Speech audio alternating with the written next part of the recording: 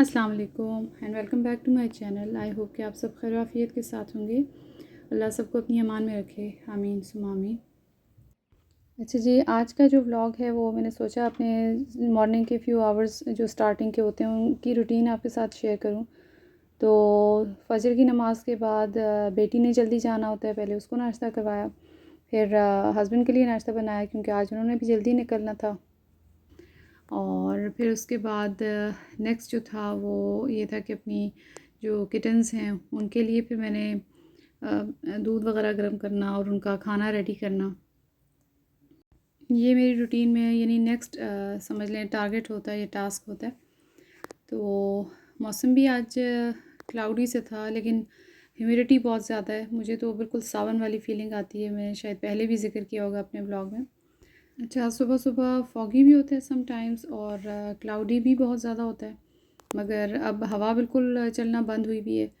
और किसी टाइम पे हवा बहुत अगर तेज़ भी चल रही है तो बड़ी अजीब गर्म सी हवा होती है।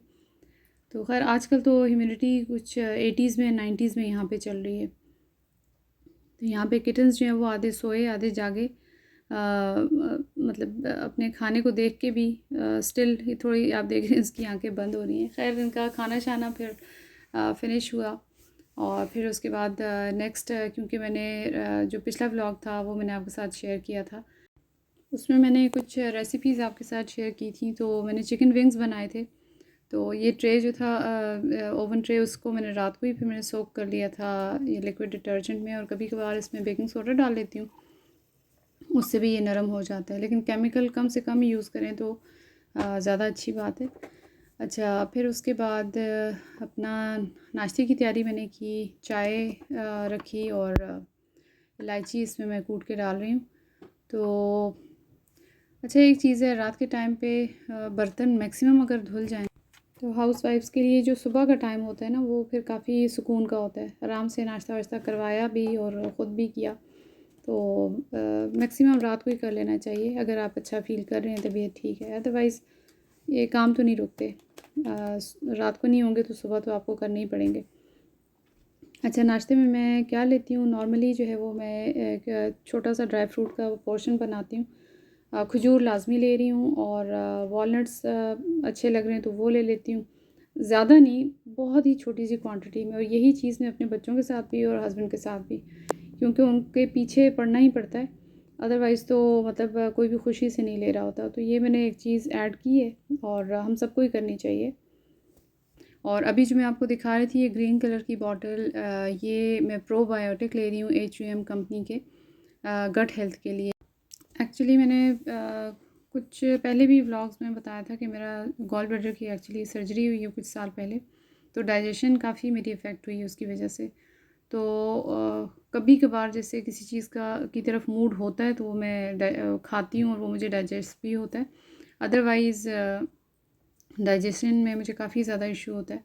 इसके अलावा ये मैं इसकी क्लोज़र लुक दिखा रही थी, लेकिन प्लीज़ आप अपने डॉक्टर से लेने से पहले डॉक्टर से ज़रूर मशवरा ज़रूर कीजिएगा। कंपनी अच्छी है, मेडिसिन अच्छी है ये, और एज़ अ सप्लीमेंट आप कह दें कि आपकी गट हेल्थ को इम्प्रूव करने के लिए आप लेते हैं 20 मिनट 10 मिनट या मैक्सिमम हाफ़ एन आवर पहले। अच्छा, ये मेरा होम गार्डन है, वहाँ से मैंने एक प्याज था जिसकी ये स्प्राउट्स निकल रही थी, तो मैंने अपने ही एक जो प्लांट का जो पॉट था उसके अंदर लगा लिया था। तो उसमें अब माशाल्लाह से काफ़ी अच्छी वो स्प्राउट्स निकल रही हैं। तो जैसा कि मैंने बताया कि कुछ चीज़ों का मेरा दिल करता है तो वो मुझे डाइजेस्ट होती हैं। तो अंडा उनमें से एक है जो मैं मंथ में शायद 2 दफ़ा लेती हूँ, या समटाइम्स मंथ्स गुजर जाते हैं मेरा देखने को भी दिल नहीं करता। तो आज मैंने सोचा कि क्यों ना ऑमलेट बना लूँ। चाय तो मैं ऑलरेडी रेडी कर चुकी थी। इवन चाय में भी मैं आपको बताऊँ कि मैं इलायची तो डालती हूँ, मैं थोड़ी सी सौंफ भी डालती हूँ ताकि ब्लोटिंग या ऐसी चीज़ ना हो। तो सिंपल सा ये मेरा नाश्ता जो था, ये होममेड ब्रेड है और मैंने ख़ुद ही बनाई थी और काफ़ी अच्छी बनी थी। और इसकी रेसिपी जो थी वो जो मैंने फ़िली सैंडविचेस बनाए थे उसमें मैंने शेयर की थी। अच्छा, again coming back to the topic, जो मैं प्रोबायोटिक की बात कर रही थी। मेरा एक्चुअली मुझे कोविड भी बहुत सीवियर हुआ था और उसमें भी मेरी मेडिकेशन बहुत ही ज़्यादा हैवी थी, मेरे लंग्स डैमेज हो गए थे, तो मेरी रिकवरी काफ़ी मुश्किल से हुई थी।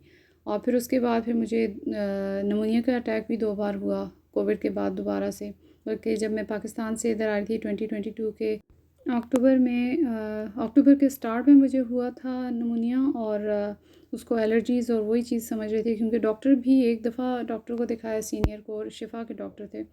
फिर दोबारा मैं अली मेडिकल गई और वहाँ से मैंने पल्मोनोलॉजिस्ट से अपॉइंटमेंट ली, और एक हफ़्ता मेरा फ़्लाइट में था। तो बड़ा मतलब फिर उन्होंने मुझे हैवी डोज़ दी, एंटीबायोटिक्स दिए, और मैं मतलब इतनी एंटीबायोटिक्स मैंने ली है ना, जिसकी वजह से मेरी गट हेल्थ बहुत ज़्यादा अफेक्ट हुई है। तो मुझे डाइजेशन में और भी ज़्यादा मसला होता है, इसलिए फिर ये लाज़मी था कि मतलब ये स्टार्ट करना, और अदरवाइज़ आप योगर्ट अपनी उसमें लाज़मी रखें तो डाइट में। अच्छा, यहाँ पे मैं अपने बेटे के साथ, जो कि जर्मनी में होता है, उसके साथ बात कर रही थी व्हाट्सएप पे, उसको रिप्लाई वगैरह भी कर रही थी। तो क्योंकि टाइम डिफरेंस की वजह से फिर बात जो है वो उस तरह से नहीं हो पाती वीकेंड्स के अलावा। तो बस उसको रिप्लाई वगैरह किया, फिर उसके बाद नाश्ता वाश्ता ख़त्म करने के बाद यहाँ पर अपनी तरफ से पूरी कोशिश करती हूँ कि थंबनेल वगैरह अच्छा बनाऊँ अपने यूट्यूब चैनल का। तो अगर अच्छा नहीं भी लग रहा होता, जो ऑलरेडी बना चुकी होती हूँ, उसको इम्प्रूव करने के लिए कुछ ना कुछ चेंजेस तो मतलब करती रहती हूँ और उसको अपडेट करती हूँ, ताकि आप लोगों तक कोई अच्छी चीज़ देखने में भी जाए, और कंटेंट वाइज तो आप बताएंगे कि आपको मेरा कंटेंट कैसा लगता है, ताकि मैं उसको और भी अच्छे से इम्प्रूव कर सकूँ। अभी तक जिनके मुझे कमेंट्स आते हैं, कुछ मेरी सिस्टर्स हैं जो बहुत रेगुलरली वॉच करती हैं, उनका तो बहुत दिल से शुक्रिया कि एक तो आप कंटेंट देख रहे हैं, ऊपर से फिर आप अपना मतलब कीमती टाइम निकाल के और इतना लिखते भी हैं और अपनी राय भी देते हैं। तो मतलब शुक्रिया तो बनता है ना।